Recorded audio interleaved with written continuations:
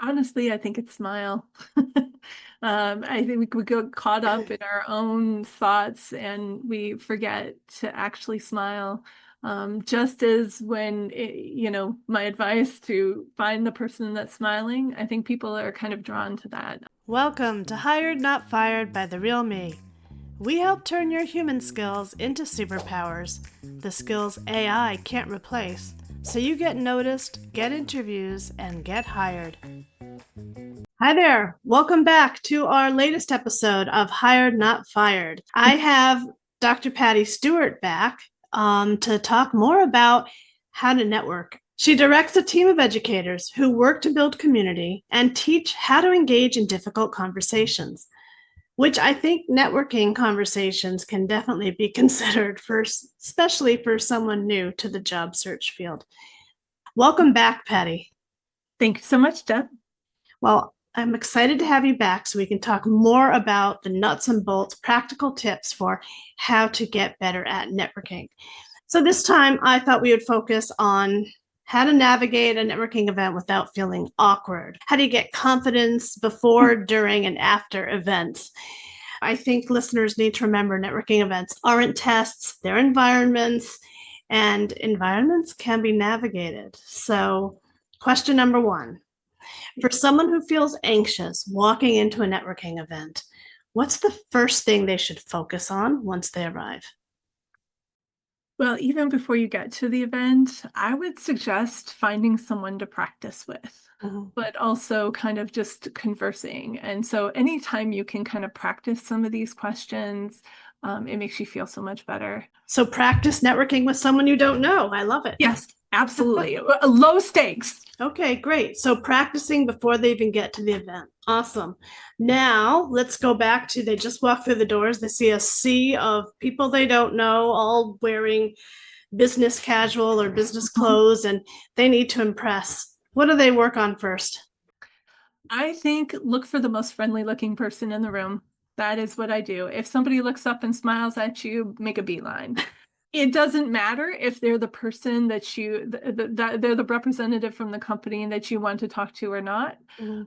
Just have a few conversations with someone before you approach the person that you're really interested in their company. Mhm. Because you never know.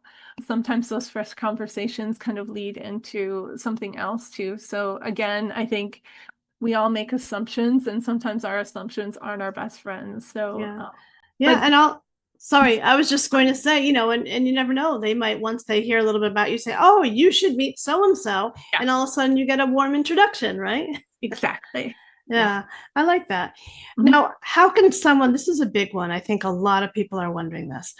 How can you tell when to join a conversation, how long to stay in it, and when to move on gracefully without feeling awkward? Because, in these events, you want to talk to someone and they're already speaking to someone else. And, are they speaking to one person or more? Do you just kind of join and butt in? What advice do you have? I think for one, read people's body language. If it's an open, like if it feels open that you can kind of step into the conversation, then that is probably the first clue you're going to get. If they're closed off and kind of really talking intimately, then maybe it's better to kind of come back. I think you have to be really careful about eavesdropping too. Like, so, to feel like That's you're standing there and great point. yes, you can hear things, but maybe make a mental note of some of the things that you were talking about. Um, What about the people? So you're in a conversation. How do you know when to move on? Because sometimes when we're nervous, we just keep talking, and we can't stop talking. And at what point are you monopolizing the conversation? Other people want to network as well. How do yeah. you know when to move on and how to do it gracefully? I think anytime you can recognize the other person's needs. So, say something like, well, I know you're really busy. Thank you so much for your time. And see if there's some kind of commitment you can make. Can I get your card? And I'll follow up with you about X, Y, and Z. That's Um, Maintain that connection and make sure you follow up. That's great. And for listeners, don't forget, use your the real me passport, right? We have showing off your soft skills, letting these potential employers and these networking people know that you are working on your soft skills. It's a great networking tool. Oh yeah. Now, is there a time estimate that you would say, don't spend more than X amount of minutes, or, you might be seem to be monopolizing, or maybe stay at least, don't like just ask one question, get an answer, and then move on. Any time recommendations? Uh, I think again, it's reading the room, and I know everybody has different levels of comfort and different levels of awkwardness. Like we all have our own awkward moments, and that's okay. Don't beat yourself up for having those, but I think if you have your sort of elevator pitch and you practice that, that kind of helps get the flow of a conversation. If there seems to be a lull, I think that's when my go-to would be, well, thank you so much for your time. I really appreciated our conversation. I know that you're busy talking to lots of folks, and so would it be okay to follow up with an email or whatever? Yeah, I love that. So if there's a lull, that's a natural transition Yeah. point. Another point that the talent acquisition leaders that we've had on the show have said, do your research, come prepared. These events, they usually tell you who's going to be at the events. Look them up. Look up the company and look up the person on LinkedIn. Learn about them. And that can even prepare you with openers, right? Knowing something about them. It's like, oh, I hear your company just raised, funding for their second round. Tell me more, or something. Or, oh, I see you just bought this company. I'm interested in hearing more. Yeah, what goals do you have for the merger or So not only are you coming up with some great networking questions, but you're impressing them with, aha, they have done their research. Yes. So thank you for that one too. Of course. Okay, so one of the big things is nerves. What strategies help people manage nerves and show up more grounded and confident, even if networking is not so easy for them? It's really important to feel prepared. I try to get there early. I try to kind of get a feel of the surroundings when you're in a different place.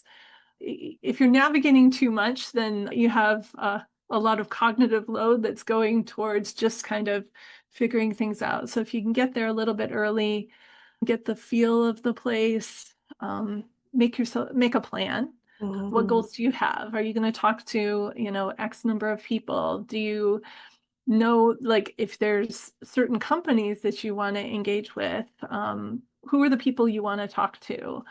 And that's when you can kind of plan out, oh, I want to see this person and I need to ask them these two questions. And yeah. All right. So now what if someone doesn't get a response or feels brushed off at an event? How should they interpret that and not take it personally? I think this is where some of our emotional intelligence skills come into place. It's very easy to start thinking inwardly about, oh, they didn't like me, or what did I say, or what did I do? I think recognizing that these networking events are just as difficult for the people who are there representing companies as they are for us. And so thinking about other possible explanations to the scenario rather than, again, jumping to conclusions that it must be you.